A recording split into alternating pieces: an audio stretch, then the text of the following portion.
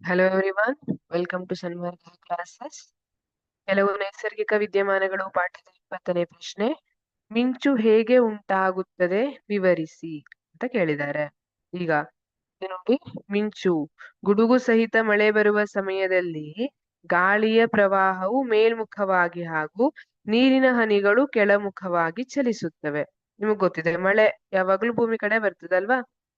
ಇಲ್ಲಿ ಮಳೆ ಹನಿ, ನೀರಿನ ಹನಿ ಕೆಳಮುಖವಾಗಿ ಚಲಿಸುತ್ತದೆ, ಗಾಳಿಯ ಪ್ರವಾಹ ಮೇಲ್ಮುಖವಾಗಿ ಚಲಿಸುತ್ತದೆ. ಈ ಕ್ಷಿಪ್ರಗತಿಯ ಚಲನೆಯು ಆವೇಶಗಳನ್ನು ಬೇರ್ಪಡಿಸುತ್ತದೆ. ಧನ ಮತ್ತೆ ಋಣ ವಿದ್ಯುತ್ ಆವೇಶಗಳನ್ನ ಬೇರ್ಪಡಿಸ್ತದೆ.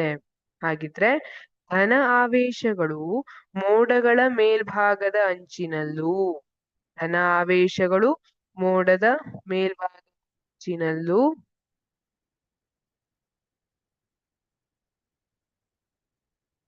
ಋಣ ಆವೇಶಗಳು ಮೋಡಗಳ ಕೆಳಭಾಗದ ಅಂಚಿನಲ್ಲೂ ಶೇಖರಣೆಗೊಳ್ಳುತ್ತವೆ. ಋಣ ಆವೇಶಗಳು ಈ ರೀತಿಯಾಗಿ ಮೋಡದ ಕೆಳಭಾಗದ ಅಂಚಿನಲ್ಲಿ ಶೇಖರಣೆಗೊಳ್ಳುತ್ತವೆ ಮತ್ತು ಧನ ಆವೇಶಗಳು ಭೂಮಿಯ ಸಮೀಪದಲ್ಲೂ ಸಹ ಶೇಖರಣೆಗೊಳ್ಳುತ್ತವೆ. ಇಲ್ಲಿ ಎತ್ತರದ ಕಟ್ಟಡ ಇರಬಹುದು, ಗುಡ್ಡ ಬೆಟ್ಟಗಳಿರಬಹುದು, ಅಲ್ಲೆಲ್ಲ ಸಾಮಾನ್ಯವಾಗಿ ಧನ ಆವೇಶಗಳು ಶೇಖರಣೆಗೊಳ್ಳುತ್ತವೆ ಭೂಮಿಯ ಸಮೀಪದಲ್ಲಿ. ಈಗ ಶೇಖರಣೆಯಾದ ಆವೇಶಗಳ ಪರಿಮಾಣವು ಅತಿ ಹೆಚ್ಚಾದಂತೆ ಋಣ ಮತ್ತು ಧನ ಆವೇಶಗಳು ಒಟ್ಟಿಗೆ ಸೇರಿ ಮಿಂಚನ್ನ ಉಂಟು ಮಾಡ್ತವೆ. ಇಲ್ಲಿ ಋಣ ಇತ್ತು, ಇಲ್ಲಿ ಧನ ಇತ್ತು, ನಿಮಗೆ ಗೊತ್ತಿದೆ, ವಿರುದ್ಧ ಆವೇಶಗಳು ಆಕರ್ಷಿಸ್ತವೆ.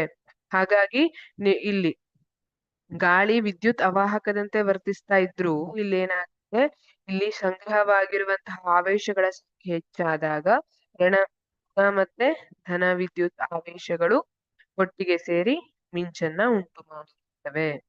ಈ ರೀತಿ ಮಿಂಚು ಉಂಟಾಗುವಿಕೆಯನ್ನ ನಾವು ವಿವರಿಸಬಹುದು. Thank you.